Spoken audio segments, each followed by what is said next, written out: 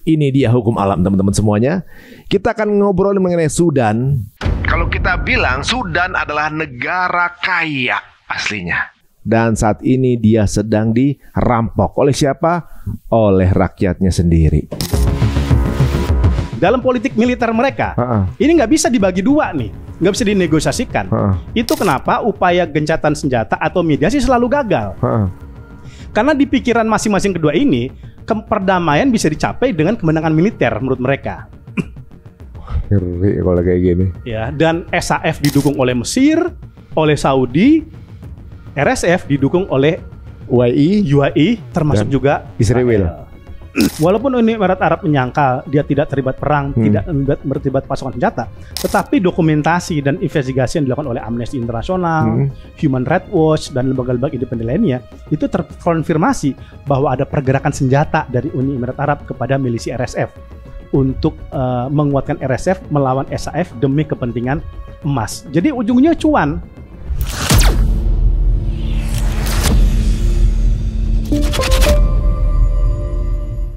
Ya, seperti apa sebenarnya duduk perkara dari Sudan ini? Saya rasa banyak yang masih gamang atau juga masih belum bisa meraba-raba. Ini konflik apa sih sebenarnya? Perebutan wilayah, perebutan selisih agama, atau perebutan politik? Kita akan tanya langsung sama Bang Pizarro. Assalamualaikum warahmatullahi wabarakatuh. Waalaikumsalam. Waduh, udah jalan kemana-mana nih kayaknya nih ya. Nih, waduh. Sampai sakit kayaknya ya. Iya. Waduh. Sakit nih. Bang, ini kan Gaza habis gencatan senjata, walaupun belum berakhir. Ya, statusnya aja gencatan senjata, tapi tetap aja masih ada genocide di sana. Belum selesai, ada Sudan. Iya.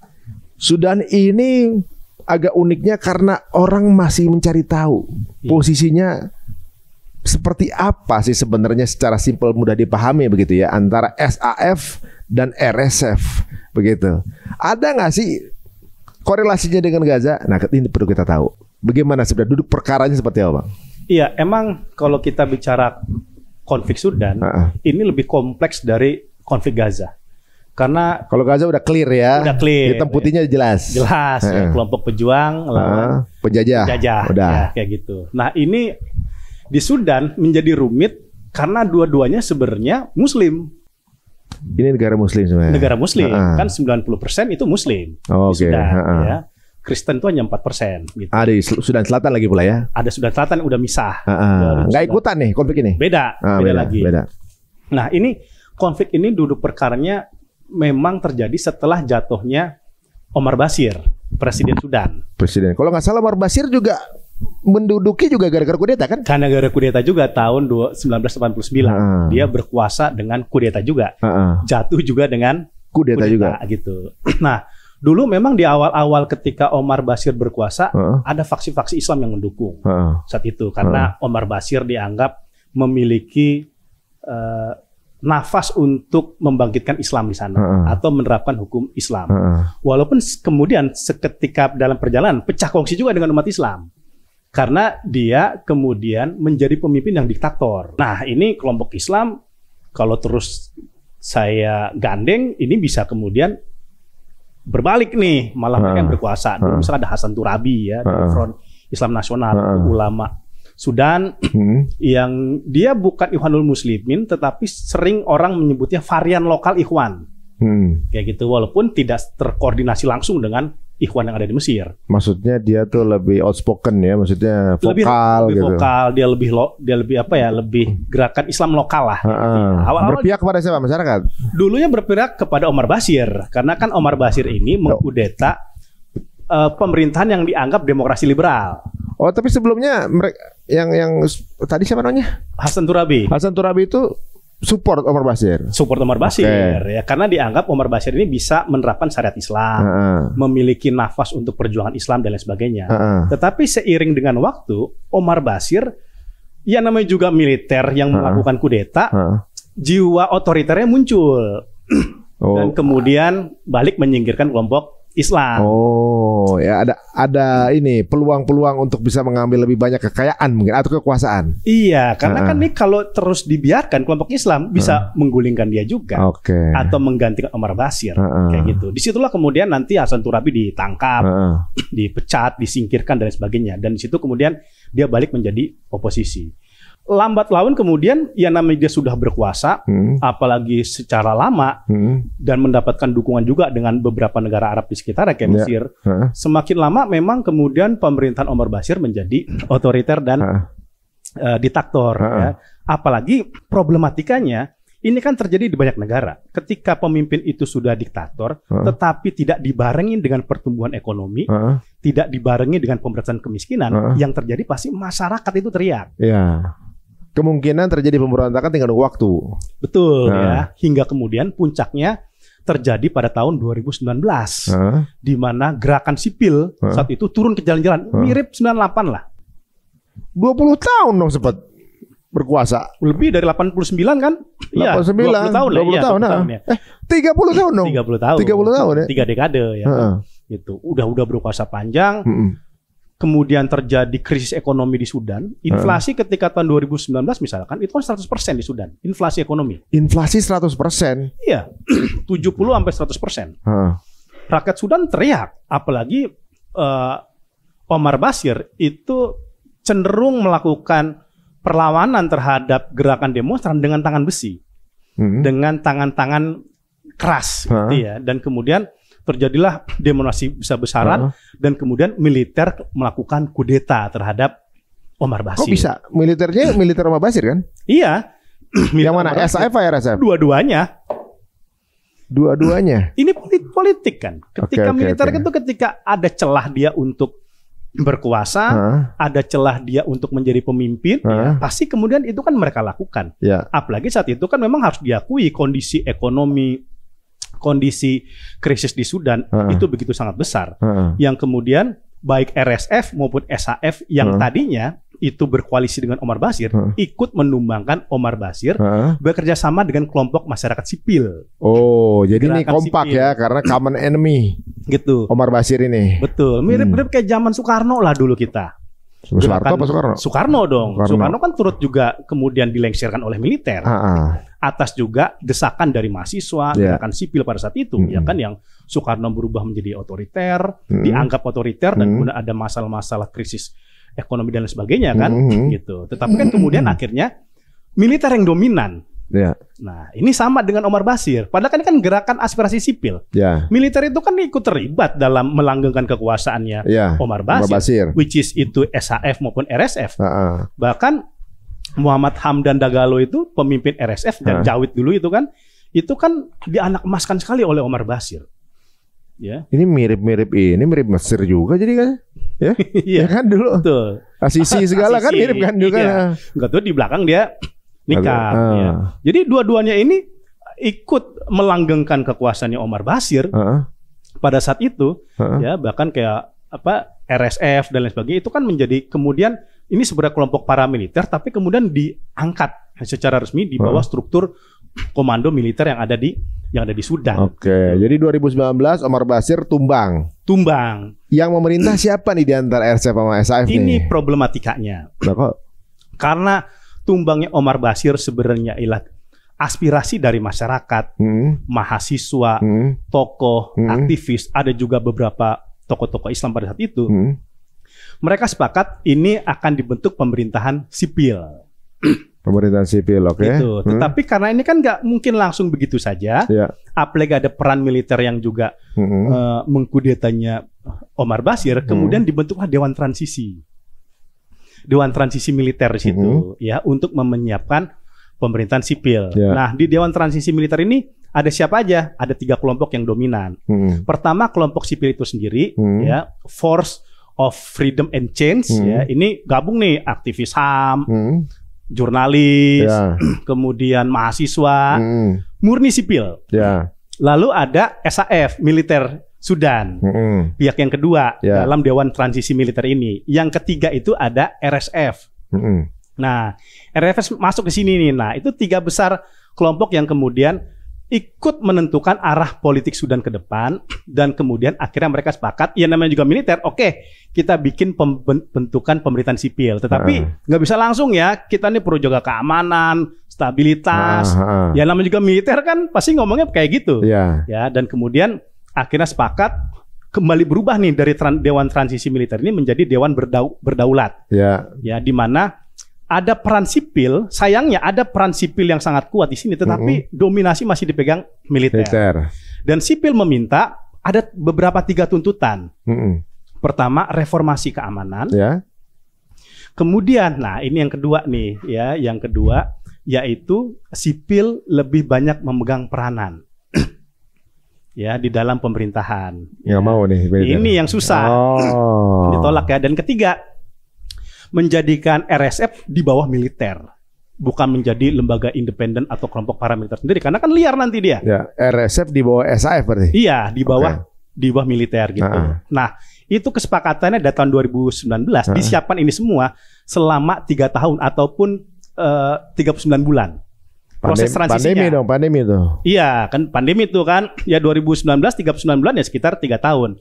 Nah, untuk apa? Menyiapkan pemilu. Ya, mestinya it should be, ya kan. Tetapi namanya juga militer, ini udah pas mau injury time nih, 2021 harusnya kan 2022 tuh. Ya. Nah, 2021-nya pemerintahan sipil ini dikudeta oleh militer dan RSF. Karena udah sempat terbentuk pemerintahan sipil, namanya Abdallah Hamdok.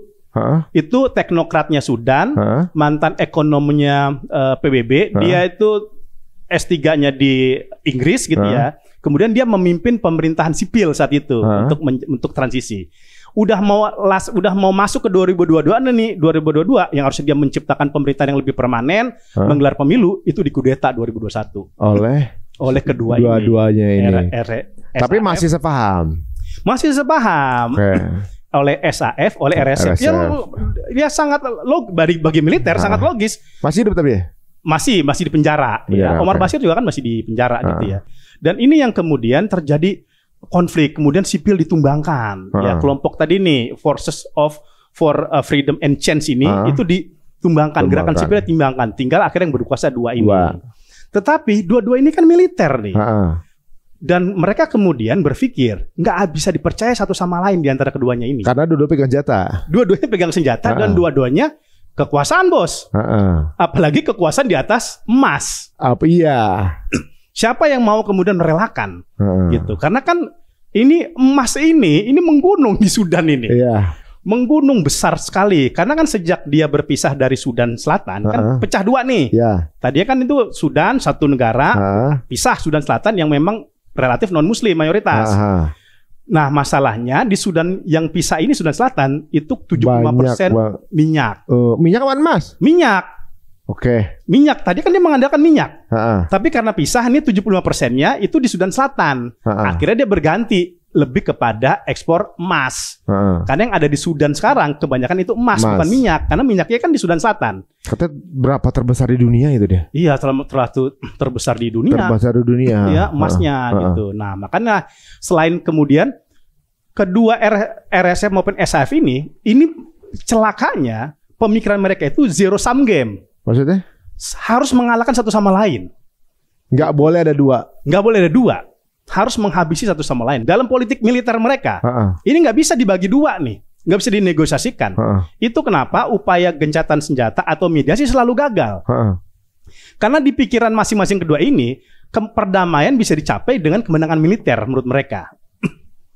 Ngeri kalau kayak gini. Ya, dan SAF didukung oleh Mesir, oleh Saudi, RSF didukung oleh UAE, termasuk dan juga Israel.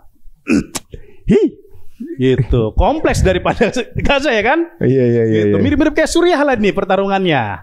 Masalah di sini emasnya begitu besar. Kenapa RSF nggak mau dia menghilangkan kekuasaannya? Karena bayangin aja, ketika RSF itu berkuasa di Sudan, mendapatkan tempat oleh oleh Omar Basir ya kan?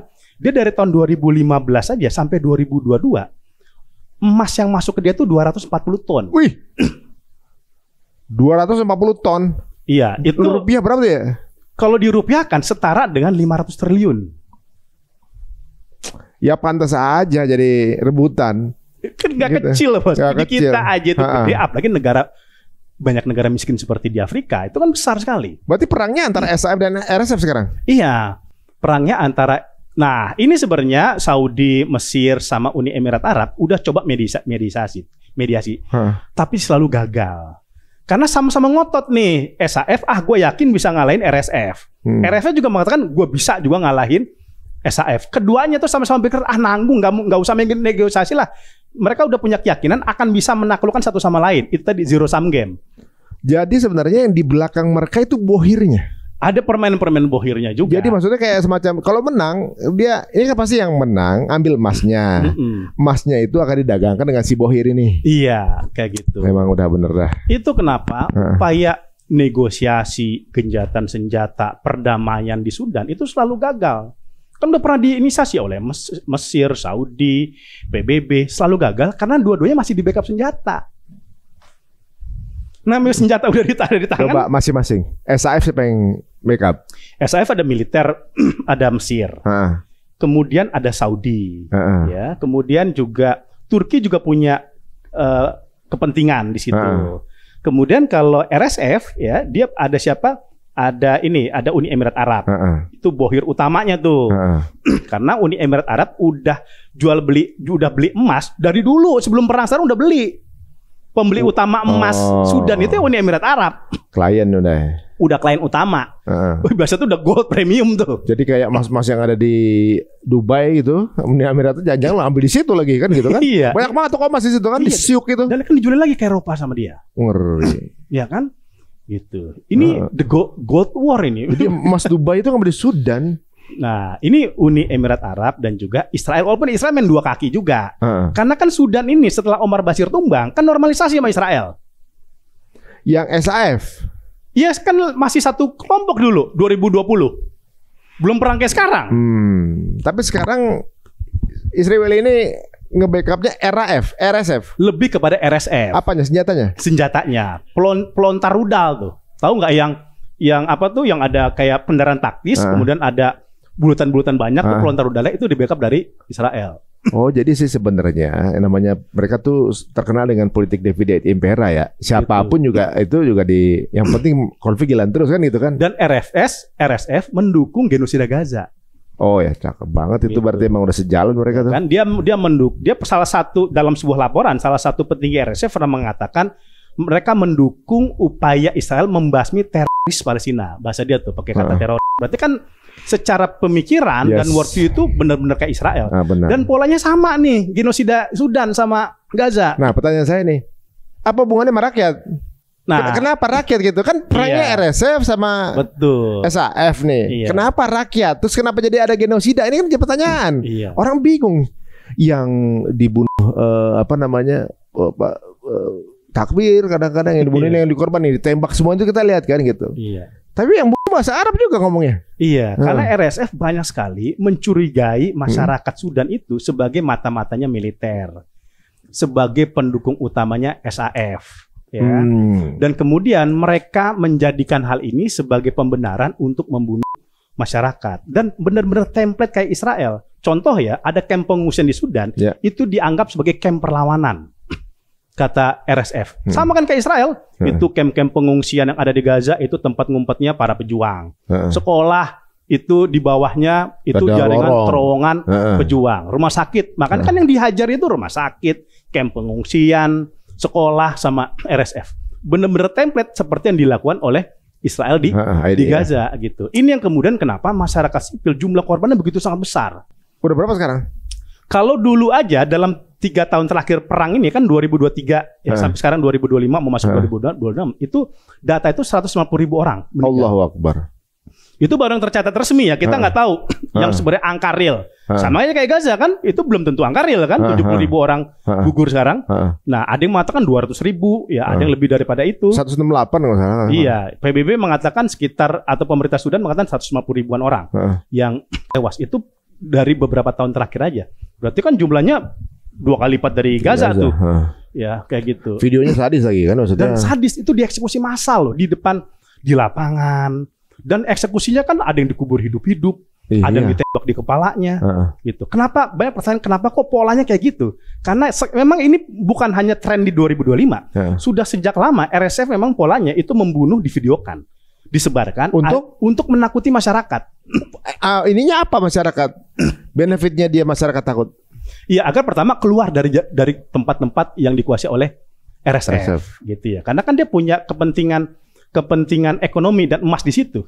Dan kemudian berhenti mendukung militer ya, atau kemudian juga mau bergabung dengan fraksi-fraksi yang ada di RSF atau minimal mendukung perjuangannya RSF. Tapi yang kalau kita lihat video-videonya itu kebanyakan RSF jadi pelaku, bukan SAF. Iya, walaupun kita nggak bisa menampik, SAF juga melakukan hal yang sama. Hal yang sama. Maksudnya melakukan, walaupun sekalinya tidak brutal seperti yang dilakukan oleh RSF dan jumlahnya tidak sebanyak dari RSF ya. Karena kan misalkan ya, misi pelapor HAM PBB kan mengatakan dua-duanya kan terlibat pelanggaran kejahatan HAM. Seperti itu. PBB sudah mengatakan seperti itu. Dua-duanya terlibat kejahatan kemanusiaan. Walaupun memang dalam tingkat yang lebih brutal, ini RSF yang lebih mengerikan. Dan jumlahnya begitu sangat banyak yang dibunuh oleh mereka gitu ya. Ini kalau misalnya PBB berarti kan ada perwakilan delegasi nih Sudan. Iya. Itu dari pemerintahan mana? Iya, itu sebenarnya dari pemerintahan yang SAF militer ya. Yang sebelumnya dulu, ini. Iya, misalkan sekarang kan SAF itu membentuk pemerintahan sendiri. Gitu. Jadi saling ngeklaim nih, SAF bikin pemerintahan dan Perdana Menterinya tuh Kamal Idris, mantan pejabat PBB. Yang di SAF itu. Nah, SAF bikin pemerintahan nggak mau kalah. Ya. RSF bikin lagi. Gitu. Bikin lagi pemerintahan. Jadi terpecah nih. Sudan Timur sama Sudan Barat kayak gitu ya. Udah Sudan Selatan terpecah, ini bukan tidak mungkin. Sudan ini terpecah lagi di dua negara. Two-state solution juga nih. Iya. Ya, two-state solution juga gitu. Pecah-pecah memang. Aduh, kalau kita lihat tapi banyakan mana sih sebenarnya jumlah SAF sama RSF? Nah, ini banyak versi nih, beda-beda. Ya, kita mau versi mana? Ada yang mengatakan memang secara umum SAF masih mengontrol 60% wilayah Sudan. 60% atau ada yang bilang 70%. Tapi ada yang bilang lagi cenderung 50-50. Atau beda tipis lah. Misalkan SAF menguasai 55% atau RSF menguasai 46% gitu. Tidak begitu signifikan perbedaannya gitu. Tetapi memang secara umum sekarang pemerintahan Sudan memang dikontrol oleh militer. Militer Sudan. Karena kan mereka yang dulu berkuasa ya setelah menumbangkan Omar Basir, dan kemudian kan desakannya dulu meminta RSF ada di bawah SAF, ada di bawah militer Sudan. Tapi kan SAF tidak mau, dan RSF nggak mau, dan SAF juga belum tentu percaya juga. Karena kan bukan tidak mungkin, satu sama lain akan saling menyingkirkan. Itu kayaknya udah pasti deh kalau dengan komponen sama, nggak usah gitu. Polisi satu kantor aja kemarin tuduhan kan. Itu yang makanya tadi disebut zero sum game. Zero sum game itu pola militer untuk mematikan satu sama lain. Nggak bisa berkooperasi. Nggak bisa. Tapi yang jadi impact masyarakat. Impact masyarakat. Masyarakat, kasian banget ya rakyatnya. Kalau sekarang berarti kalau kita ngelihat ya dua-duanya sih sebenarnya ya punya keserakahan sih. Punya andil. Dua-duanya pertama Omar Basir terlibat kudeta dulu. Ya walaupun Omar Basir kemudian mencoba membentuk pemerintahan bercorak Islami, menerapkan syariat, ya segala macamnya. Walaupun seiring waktu isu-isu tangan besi, diktator dan kemudian masalah ekonomi nggak begitu menjadi perhatian sangat besar. Ya, tadi inflasi 100%. Tapi sekarang pun juga sama. Pasca Omar Basir tumbang, situasi Sudan kan menjadi lebih baik. Inflasi sekarang kalau di eranya Omar Basir 100%, sekarang udah 240%. Waduh. Sebenarnya memang ya Omar Basir juga nggak bersih juga. Jangan-jangan ada korupsinya juga banyak lagi. Pastilah, iya. Iya kan? Bagaimana itu kemudian emas itu dijual sembarangan keluar gitu kan? Siapa tahu yang berkeuntungan dia sendiri kan gitu kan?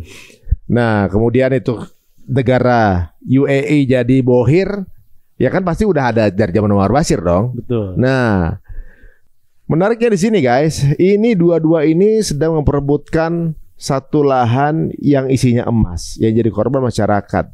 Saya bingungnya, kenapa RSF itu niat banget untuk genocide, seperti ethnic cleansing gitu. Ini ada operasi apa, ada ide apa, siapa yang ngasih inspirasi, ini sampai bingung saya ini. Kalau rebutannya masalah yang mana pilih yang mana, kan suara orang-orang ini kan malah penting dong sebenarnya untuk jadi dukungan dia. Kan apa dibunuhin gitu loh jadi pertanyaan tuh. Iya, kan Sudan ini juga bukan negara demokratis. Tidak ada mekanisme sanksi terhadap pelaku-pelaku kejahatan HAM di sana. Itu fragile countries itu. Negara yang terpecah belah gitu. Dan ini kayak failed state ya jatuhnya. Iya, kayak failed state gitu. Kayak failed state kayak udah failed state sekarang? Ya, kalau kita lihat pemerintahan memang ada tapi kan tidak berjalan secara efektif. SAF sendiri juga dikritik ketika dia gagal melindungi masyarakat sipil. Ini kan ketika RSF masuk ke tadi El Fasir ya, di wilayah Darfur, harusnya kan SAF itu bertahan dong situ. Dia ngelawan dong. Kalau memang dia militer Sudan resmi, dia harus kan melindungi masyarakatnya. Bukan dia kemudian lari, kabur gitu. Kabur ya? Kabur kan. Akhirnya kan dikuasai El Fasir itu oleh RSF. Dan kemudian yang terjadi pembantaian kepada masyarakat sipil karena dianggap mendukung militer, dianggap tadi punya jaringan kepada militer atau menghambat upaya-upaya RSF untuk berkuasa di situ. Kan juga ada milisi-milisi lokal, gitu. Kan sekarang itu masyarakat kayak nggak punya perlindungan, sama SAF juga dia nggak mendapat perlindungan yang sangat berarti, berhadapan dengan RSF dibunuh. Akhirnya kan muncul milisi-milisi lokal tuh di sana, ya, yang untuk mempertahankan desanya, kampungnya. Ada juga sekarang. Ya, ada juga. Ada juga pasukan semacam kelompok relawan ya yang terbentuk dari masyarakat sipil tadi yang tersingkirkan untuk memberikan bantuan makanan, minuman. Jadi kayak semacam nggak bertuan masyarakat sipil di sana dan terjebak dalam konflik militer yang sangat besar di Sudan dan mereka menjadi korban. Gitu. Wah, ini kalau dilihat kalau Sudan kalau Gaza maksudnya udah jelas mana hitam mana putih, dapat dukungan masyarakat internasional. Nah sekarang Sudan sendiri kita bingung dukungnya mana. Iya, kayak kan? Gitu, iya. Ya dua-duanya serakah. Iya. Salah satunya diambil pasti salah satunya berkuasa kan begitu juga. Makanya banyak masukan untuk menyelesaikan konflik ini. Pertama itu mah harusnya kembali ke sipil kekuasaan itu. Karena ini hasil dari aspirasi mereka ya kan dalam upaya mendumbakan Omar Basir atau ada semacam negosiasi antara sipil dengan kelompok militer. Karena bagaimanapun ya suatu negara pasti butuh militer ya kan. Asal militer itu nggak menjadi dominan dan menyingkirkan peran-peran dan hak masyarakat sipil gitu. Harus ada negosiasi. Sayangkan negosiasi ini kemudian dikhianati sendiri oleh militer. Iya ya. Gitu ya. Jadi gimana Bang kita melihatnya Bang? Kita mesti gimana? Mesti pro kemana nih jadi? Bingung. Jadi kita cuma bisa mendoakan ya kanan kiri pemerintahannya serakah gitu, kanan kiri tapi saudara-saudara juga kan gitu. Iya gitu. Ya makanya perlu ada upaya untuk menengahi ini semua. Kan nggak bisa, kita juga nggak bisa membiarkan ini terus berlangsung. Karena yang menjadi korban lama-lama ya terus secara terus-menerus ya masyarakat Sudan. Ya sekarang udah 150.000 ya kan. Nah ini perlu ada, ini aktor yang sebenarnya bohir-bohirnya ini sebenarnya yang punya peran. Ya Mesir, Saudi, Uni Emirat Arab. Kan pertanyaan, Bang, ini kan bukannya bersekutu nih. Tiga negara ini. Politik nggak bisa hitam putih, Bos. Politik gitu. Politik itu ada sesuatu yang bersifat kepentingan. Kepentingan. Bisa jadi di suatu negara mereka bekerja sama, di negara lain pecah kongsi. Aduh. Nggak usah Sudan deh. Isu Gaza kemarin di KTT yang di Mesir itu kan, KTT Gaza di Mesir. Itu kan Uni Emirat Arab sama Saudi nggak gabung. Kenapa, Bang? Karena melihat Mesir terlalu dominan sama Turki. Mesir sama Turki pro Gaza. Pro Gaza. Kan yang mendapatkan kreditnya itu Mesir kemarin. KTT perdamaian di Mesir itu. Ya, yang mendapat kreditnya Mesir, Erdogan, Qatar gitu. Sedangkan selama ini kan kayak ada semacam perjanjian tak tertulis. Penguasa Arab itu Uni Emirat Arab dan Saudi. Karena mereka punya duit. Mereka akan dilibatkan membangun rekonstruksi Gaza. Pertanyaannya gue dapat apa? Oh. Kayak gitu. Nah, dalam konteks itu aja kita lihat. Masih terjadi gesekan dan perselisihan antara Uni Emirat Arab, Saudi dan Mesir yang kebanyakan selama ini kan mereka satu pemikiran nih. Dalam kasus kudeta Mursi kan satu pemikiran nih. Asisi, Saudi, Uni Emirat Arab. Tetapi di Sudan beda lagi. Uniknya ada kesamaan. Ketiga-tiganya satu pemikiran, tapi pro sama Yahudi. Ya kan? Iya kayaknya mau jadi kaki tangannya Israel kan? Iya. Nah, sekarang ini yang sadis itu yang di backup juga sama Israel. Kayak ada agenda genocide juga gitu. Kayak ethnic cleansing juga gitu di situ. Iya, betul. Apa kalau udah kosong nanti mereka mau tinggal di situ gitu lagi. Iya, makanya kan dua tokoh dari SAF dan RSF ini kan Abdul Fattah Burhan, Jenderal SAF dan Muhammad Hamdan Dagalo dari RSF kan ini udah menjadi tokoh buronan ICC. Dua-duanya. Itu. Aduh, ini kalau kita lihat Gaza begitu sadisnya, ini negara ini sadisnya yang ngebantai saudara sendiri, guys. Nggak kanan, nggak kiri, nggak ada yang dipilih. Jadi kalau di Gaza itu musuhnya jelas di mana, ngelontar ke dalam, walaupun itu sadis juga. Di sini orang dalam, ibaratnya yang bunuh-bunuhin, orang dalam yang bunuh-bunuhin. Ini seperti ini kayak akhir zaman yang kalau ada gunung emas jangan ikutan untuk berlomba-lomba ngambil gunung emas itu karena semuanya ikut berlomba itu akan mati kan gitu kan. Katanya di akhir zaman. Ini kayak gunung emasnya ini kayak di Sudan ini kayak udah ini satu negara isinya emas begitu ya. Iya. Dan Sudan ini kan negara yang penuh dengan kudeta berdarah-darah. Nah, demi kepentingan kekuasaan, kepentingan politik, ekonomi, geopolitik segala macamnya. Kalau yang hasil buminya emas, penduduk aslinya pasti miskin. Kebanyakan gitu yang terjadi. Yang kaya pejabat-pejabatnya. Iya, yang kaya pejabatnya. Dan mereka ini akan jadi pihak yang menderita karena satu dimiskinkan, dua mereka cuma dieksploitasi karena yang ngambil justru orang luar kan gitu. Kejadiannya di mana-mana template kayak gitu guys.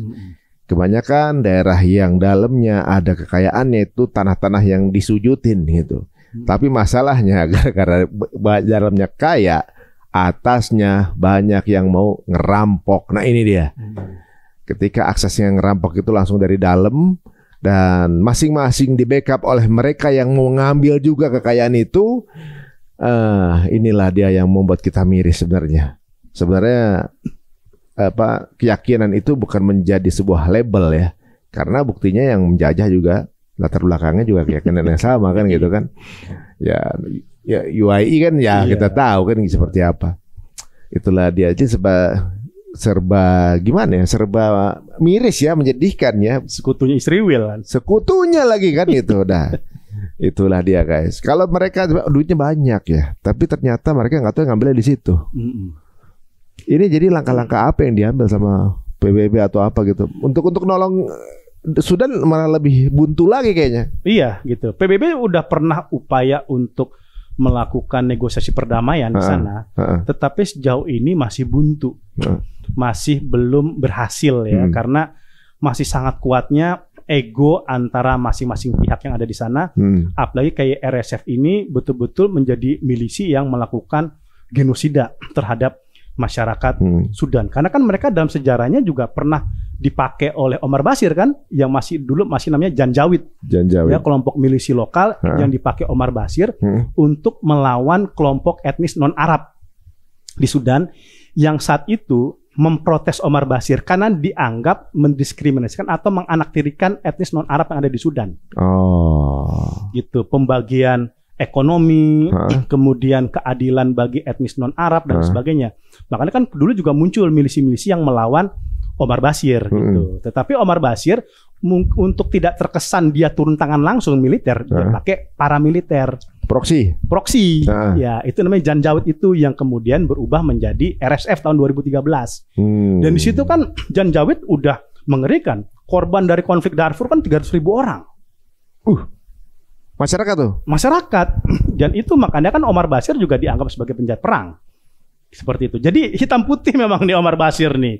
Di satu sisi dia juga dekat dengan kelompok Islam, kita nggak bisa memungkiri itu. Dan dia juga ada aspirasi untuk membentuk negara yang lebih Islami lah kayak gitu ya. Tetapi ada data-data hitam yang memang nggak bisa kita pungkiri. Kita objektif ya. Secara sebagai akademisi peneliti kita objektif ya, bahwa memang ada tindakan-tindakan dia yang sangat sadis juga untuk melawan kelompok-kelompok pemberontak lah, atau kelompok-kelompok oposisi terhadap yang ada di Sudan ya. Kayak tadi Hasan Turabi yang dulu dekat sama Omar Bashir, seorang ulama ya atau tokoh Islam yang ada di sana pun akhirnya kan pecah kongsi dan kemudian juga akhirnya dilawan oleh Omar Bashir, apalagi yang bukan sekutunya. Apalagi yang memang betul-betul oposisi ya ataupun pemberontak dan lain seperti itu. Yang itu yang kemudian terjadi situasi yang mengerikan. Ada kemungkinan nggak sih andilnya kan gini, waktu Henry Kissinger meninggal dulu tuh kan, dia tetap berada di 32 kudeta konflik di negara-negara lain gitu kan. Tentunya banyak juga konflik-konflik negara yang di belakangnya ternyata ada Amerika. Ada nggak di Sudan ini? Kalau dulu lepasnya Sudan Selatan nggak bisa dipisahkan dari Amerika dan Israel. Pecahnya Sudan Selatan, karena kan Sudan Selatan itu mayoritas Kristen, gitu ya. Dan Omar Bashir pun juga memiliki politik luar negeri yang kontra dengan Barat ya kan, karena dia dianggap konservatif oleh Barat dan ingin menghilangkan pengaruh Barat yang ada di Afrika gitu. Makanya kan pecahnya Sudan Selatan nggak bisa dilepaskan dari itu gitu. Tetapi seiring waktu Amerika tetap juga berusaha terus menggoyang pemerintahan Omar Bashir. Banyak kalangan yang menilai memang kalau Amerika posisinya di sini itu mendukung kelompok-kelompok aktivis pro demokrasi yang dulu ingin menumbangkan Omar Bashir gitu. Dan kemudian kan terjadi Omar Bashir tumbang dan yang terjadi Sudan kemudian dicabut status sebagai pendonor terorisme. Sudan ya. Karena dianggap Sudan itu menjadi tempat perlindungan bagi sejumlah kelompok Islam, bahkan Amerika menuduh dia punya kaitan dengan Al-Qaeda dan lain sebagainya. Dan setelah Omar Bashir tumbang, Sudan menjalin normalisasi dengan Israel di bawah restu Trump yang 2020 itu. Oh, jadi Sudan ini pro Israel. Pro Israel. Walaupun banyak yang mengatakan lebih kepada kepentingan pragmatis dan ekonomis, bukan ideologis. Gitu. Karena untuk dicabut status negara sebagai pendonor, kemudian dimudahkan investasi masuk dan nggak digerecokin lah oleh Amerika gitu. Mereka harus melakukan itu. 2020 setelah Uni Emirat Arab. Gitu. Setelah Uni Emirat Arab ya kan kemudian ada Bahrain, Sudan, Maroko. Nah, makanya Sudan, Israel juga punya kepentingan yang sangat kuat di wilayah Sudan. Bahkan ada yang mengatakan pecah kongsi ini di Israel. Mossadnya mendukung RSF ya, kemudian pemerintahannya mendukung SAF. Kayak gitu kan sudah menjalin hubungan resmi. Tetapi Israel itu punya kepentingan bagaimana Sudan tetap dipimpin oleh pemimpin yang pro kepada mereka atau minimal mempertahankan normalisasi dengan mereka. Ya, sejauh ini kita nggak ngelihat ya baik SAF dan RSF punya politik yang antagonis terhadap Israel. Dua-duanya pro Israel nih. Dua-duanya punya hubungan dengan Israel. Walaupun banyak kalangan atau analisis menilai Israel lebih condong ke RSF. Ya, lebih condong ke RSF dan juga RSF pernah dibantu persenjataan militer oleh Israel. Tapi kalau kita lihat ini di antara dua ini ya mungkin kita nggak bisa milih sih dua-duanya kayak begini kan.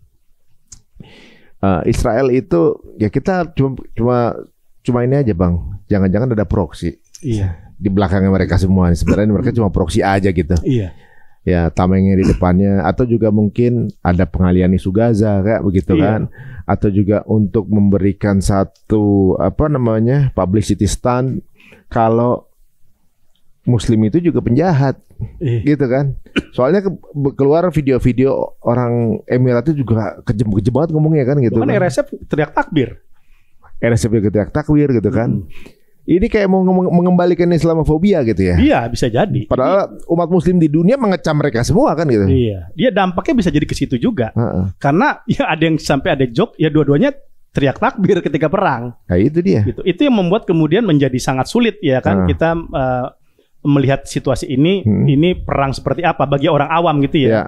Gitu. Walaupun sekarang memang cenderung dunia internasional lebih banyak kontra ke RSF. Karena kan mereka melakukan eksekusi massal yang begitu sangat mengerikan kepada cara-caranya nggak bagus lah ya. Iya, cara-caranya vulgar lah, apalagi divideokan, kita lihat ya, orang disuruh duduk di padang pasir segitu, kemudian dieksekusi tanpa mereka ditanya dulu dan langsung dicap misalkan sebagai mata-mata ataupun masyarakat yang tidak mendukung mereka langsung dieksekusi. Bahkan perempuan dan anak-anak ya itu menjadi korban seksual. Iya kan, diperkosa dulu baru dibunuh kan. Diperkosa, dibunuh dan diketok rumahnya satu persatu.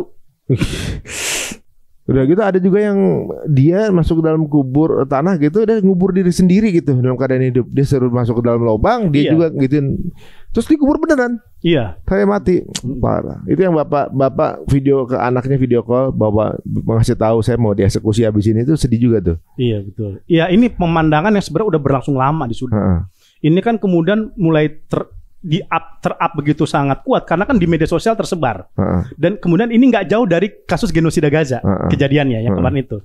Yang kemudian masyarakat akhirnya lebih mudah mengaitkan ini sebagai kasus genosida. Ya ini ada hikmah yang bisa diambil di sini. Orang udah mulai aware. Dulu kan orang nggak begitu aware nih sama Sudan. Ya, ini sebenarnya konflik apa, siapa yang bertarung dan sebagainya. Tetapi sekarang Greta Thunberg aja udah ngomong Sudan tuh dan boykot UAE kata dia kan, gitu karena UAE ya dia kan Europe ya dan pangsa emasnya UAE kan ke Europe. Itu kenapa dia begitu sangat menafsu memberi emas dari RSF ya kan, dari Sudan karena kan barter dengan senjata tuh. RSF membutuhkan senjata canggih untuk melawan SAF, Uni Emirat Arab membutuhkan emas. Disinilah berkelindan nih politik genosida di sini, ya, berkelindan, ya kan? Dan menurut saya apa yang terjadi di Sudan ini bukan perang sipil, tapi invasi Uni Emirat Arab. Kan orang bilang kan civil war. Menurut saya enggak, ini bukan lagi sekedar civil war, ini ada invasi Uni Emirat Arab di situ. Ketemu berarti. Jadi jatuhnya justru RSF itu ditunggangi atau jadi proksinya UAE untuk menguasai emas. Betul. Kayak gitu. Jadi udah kayak di film ini. Nggak bisa kita anggap ini kayak perang sipil biasa. Nggak ada perangnya. Perangnya RSF sama SAF paling. Dan bahkan yang kemarin terjadi ketika El Fasser jatuh ke tangan RSF itu kan juga bukan perang tapi pembantaian. Karena SAF udah nggak ada di situ. Akhirnya kan dikalahkan, kan ditaklukkan oleh RSF. SAF meninggalkan kantong-kantong sipil dan terjadi masyarakat dibunuh kan oleh RSF secara membabi buta. Gitu. Jadi ini pembantaian. Iya pembantaian karena masyarakat juga nggak bawa senjata. Iya, gitu masyarakat semuanya kan masyarakat sipil yang ada di sana. Nah, ini jadi ketika dua kepentingan ini masih bertemu, kedua kepentingan ini masih saling membutuhkan, kita masih akan terus menyaksikan pembantaian di Sudan seperti sekarang ini. Apalagi yang gambar orang-orang digantung tangannya itu loh, dalam keadaan udah patah dan kelipet gitu tuh. Dan Darfur, iya Darfur itu kan salah satu sumber daya emas, salah satu yang terbesar di Sudan, di Darfur itu. Ya kan yang sekarang dikuasai oleh milisi RSF, ya, dan mereka menyelundupkan ke Uni Emirat Arab lewat Ethiopia. Senjata-senjata juga diselundupkan dari situ kan, lewat Ethiopia, lewat Chad dan lain sebagainya untuk kepada RSF dari Uni Emirat Arab. Walaupun Uni Emirat Arab menyangka dia tidak terlibat perang, tidak terlibat pasokan senjata, tetapi dokumentasi dan investigasi yang dilakukan oleh Amnesty International, Human Rights Watch dan lembaga-lembaga independen lainnya itu terkonfirmasi bahwa ada pergerakan senjata dari Uni Emirat Arab kepada milisi RSF. Untuk menguatkan RSF melawan SAF demi kepentingan emas. Jadi ujungnya cuan. Iya, semuanya kelihatan dari awal. Iya, semuanya demi kepentingan ekonomi, bukan stabilitas dan bukan hal-hal yang lain. Dan yang masalah kan, ya bagaimana mungkin ya emas yang seharusnya ini demi kepentingan masyarakat Sudan berubah menjadi apa ya, tempat berdarah gitu ya. Pembantaian massal terhadap masyarakatnya sendiri gitu. Dan ini Sudan loh, negeri Muslim. Ya. Jadi kalau kita lihat kesamaannya, kalau kita lihat kesamaan yang literally sama gitu antara Gaza dan juga Sudan adalah dua-duanya korbannya adalah masyarakat Muslim. Itu dia, itu kesamaannya dari sisi korbannya. Entah pelakunya siapapun, siapa yang berada di belakangnya. Sebenarnya mirip template juga sih. Yang di belakangnya Gaza, donaturnya pelaku-pelaku ini juga jangan-jangan kan gitu. Pemain-pemainnya itu aja. Gitu. Jadi kalau emang udah niatnya jahat untuk kemudian serakah ya bisa aja deh, nggak, kita jujur aja ya, banyak juga di sana tuh ya mungkin ya notabene Islam juga gitu ya, Muslim juga, tapi begitu sifatnya begitu ya. Saya takutnya mereka nih difitnah nggak sih? Kira apa emang sudah faktanya begitu? Faktanya begitu. Ini kan laporan dari PBB, laporan dari lembaga-lembaga, independen lah, Amnesty International, Human Rights Watch dan lembaga-lembaga yang lain itu kan yang sudah melansir. Bahkan kalau kayak Amnesty dia mengungkap juga data-data pembantaian oleh SAF terhadap masyarakat sipil yang ada di Sudan gitu. Dan juga ada yang juga jarang tersoroti kepentingan negara-negara yang lain di luar Teluk seperti Cina misalkan. Ya, Cina juga bermain di sini. Walaupun Cina mengatakan kami netral, ingin melakukan mediasi konflik, tidak bisa dipungkiri drone-drone yang di backup oleh Uni Emirat Arab untuk RSF itu diambil dari Cina. Beli dari Cina. Mungkin pas beli dia nggak tahu buat apa kali. Nggak mungkin nggak tahu. Wong Cina itu sudah menjalin hubungan lama dengan Sudan. Dia sudah tahu siapa pemain-pemain yang terlibat konflik di situ. Dia juga selama ini mengandalkan pasokan minyak dari Sudan. Sudan itu negara ketiga yang paling banyak kerjasamanya dengan Cina di Afrika setelah Afrika Selatan dan Angola. Ketiga itu Sudan. Tapi Sudan kaya lagi, emasnya ada, minyaknya ada. Jadi ini mah seksi banget untuk dirampok ya. Karena kayak nggak punya kayak rumah nggak ada tuan ya kan? Iya. Status quo ini siapa nih masih konflik kan? Nah kalau sekarang solusi terbaiknya apa bang? Ini kayak pointless banget ini. Dari obrolan kita ini kayaknya memang konflik ini kayak nggak ada ujungnya. Soalnya kita mau kasih ke pemerintah yang berhak, yang mana dulu juga berontak ya kan? sebenarnya rancangan September 2025 itu udah dibangun. September 2025 ini.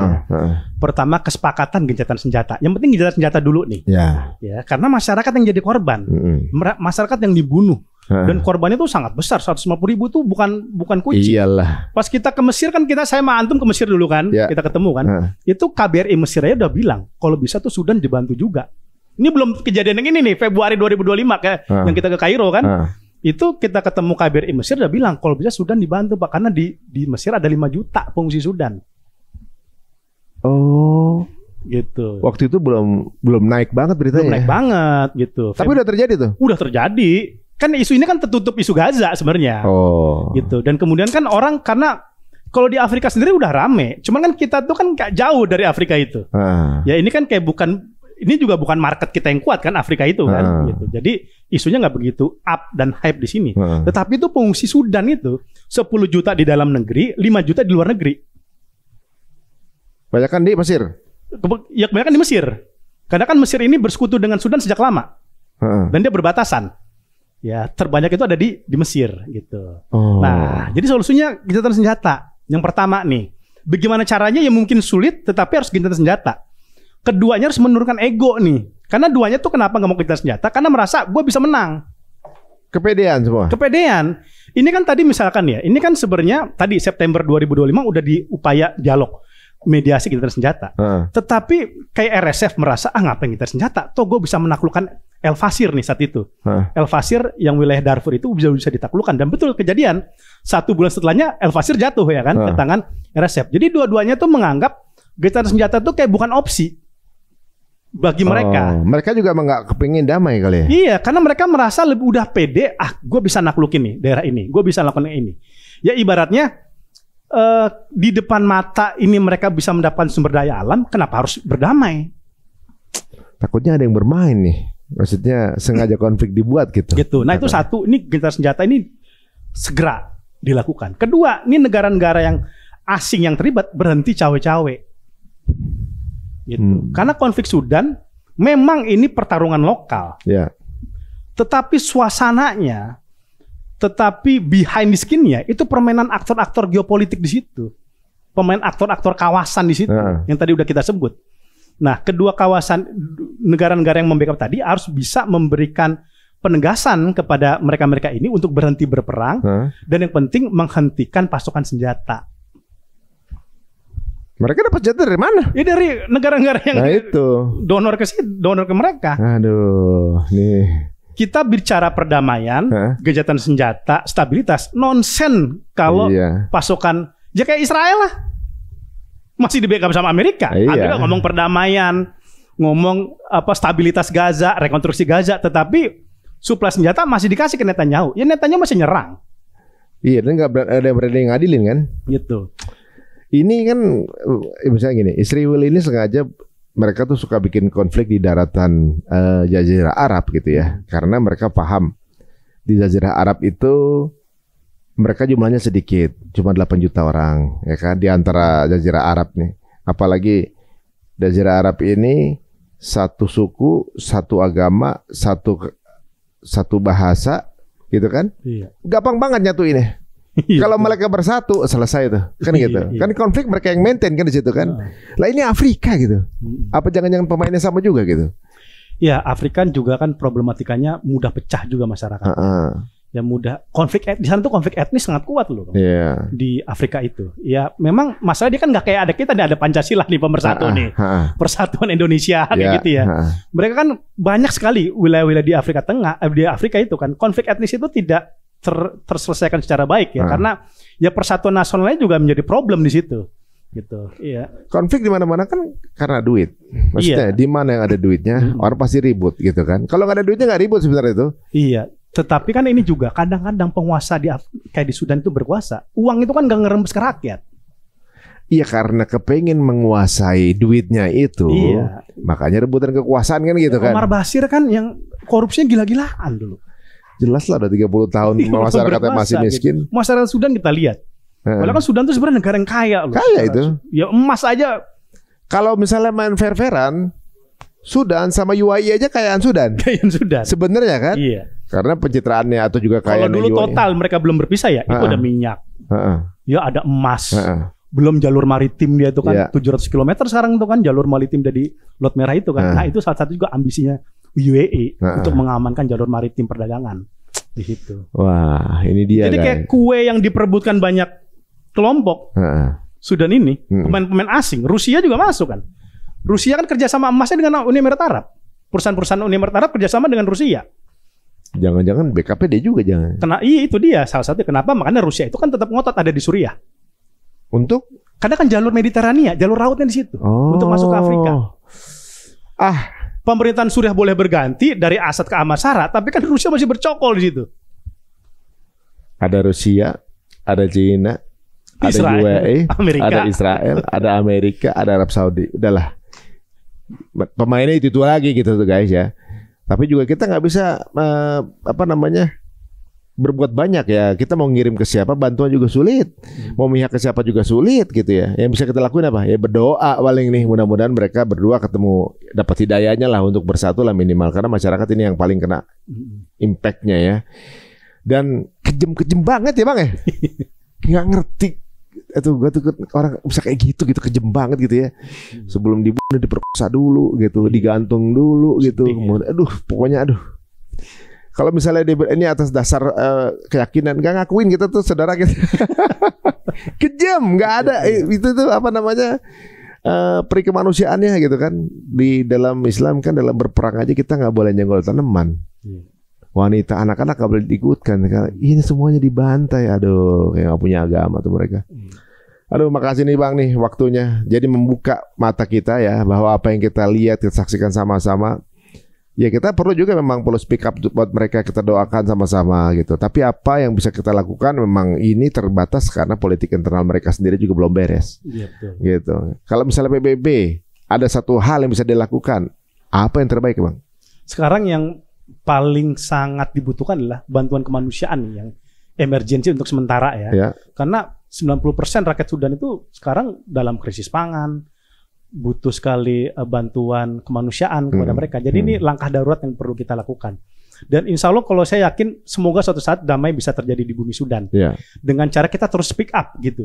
Dulu kita kasus Gaza aja kan kita karena rame speak up, berisik di medsos semua, dunia terbuka ya kan. Dan sekarang alhamdulillah nih banyak aktivis-aktivis di Barat, Eropa udah mulai terbuka juga isu Sudan. Nah semoga dengan kita terus bersuara, membincang, ya kayak kita nih bikin podcast kayak gini ya kan. Ini kayak baru saya di podcast kita nih kayak baru podcast yang pertama. Mengenai Sudan baru sekarang kan? Baru sekarang nih kayak gitu ya. Takut salah ngomong saya takut. Ini pihaknya kemana kayak gitu? Belum clear gitu sebenarnya. Gitu. Nah itu yang kita sekarang terus kita speak up ya semoga mereka akan kemudian melakukan upaya rekonsiliasi di antara mereka. Kalau saya sih berharap ini kembali ke masyarakat pemerintahannya. Gitu. Udah saatnya masyarakat Sudan itu berdaulat di atas kaki sendiri. Tidak terkooptasi dengan kepentingan-kepentingan politik militer dan juga tidak menjadi bancakan cawe-cawe negara asing. Biarkan mereka itu menikmati kebebasannya, membangun negaranya sendiri. Kalaupun membantu tulus bukan demi kepentingan cuan, kemudian geopolitik maupun emas, tapi tulus membantu masyarakat Sudan kayak gitu ya. Semoga aja gitu. Ya kayak Suriah aja udah mulai berhasil maksudnya kan dia udah mulai stabil kayak gitu ya. Ya walaupun masih banyak tantangan di situ. Ya semoga saja kemudian Sudan dengan kita udah rame berbicara seperti ini juga kemudian ada langkah-langkah pensadaran untuk menghentikan kasus yang ada di sana. Amin ya rabbal alamin. Aduh. Guys, udah clear ya. Mudah-mudahan kita jadi tahu bagaimana mesti bersikap. Ya, tentunya juga jangan lupa untuk terus berisik dan mendoakan ya. Jangan lupakan Sudan, tapi juga jangan lupakan juga Gaza. Terima kasih Bang Bujara waktunya. Sama-sama. Jangan kapok kalau kita undang lagi. Siapa tahu ada progres lagi ya terjadi di sana ya. Belum selesai yang satu udah diundang untuk ngomongin yang lain lagi gitu. Jangan sampai kemudian melebar lagi nih kemana lagi gitu kan. Kongo belum. Ada juga Kongo. Astagfirullahaladzim. Kongo. Itu juga konflik juga sama. Iya konflik juga. Ini siapa sih sebenarnya yang konflik-konflik? Ya lagi rame lah muncul di berbagai. Belum lagi terjadi konflik-konflik antara India Pakistan kan kemarin baru konflik, maksudnya tegang. Kamboja sama Thailand kan gitu. Kemudian Cina intip-intipan sama Taiwan. Betul. Gitu. Apalagi itu yang lagi tegang. Rusia Ukraina belum selesai. Nah, jangan sampai Indonesia ikutan ya guys ya. Kita doakan aja ya. Jika dirasa menarik, mau silakan share sebanyak-banyaknya link ini ke circle teman semuanya. Dan kita terus akan berusaha memberikan edukasi yang terbaik dan juga yang terclear agar kita nggak salah langkah dan juga salah kemudian beropini. Ya, sampai ketemu lagi di episode berikutnya di Cerita Untung. Assalamualaikum warahmatullahi wabarakatuh. Waalaikumsalam warahmatullahi wabarakatuh.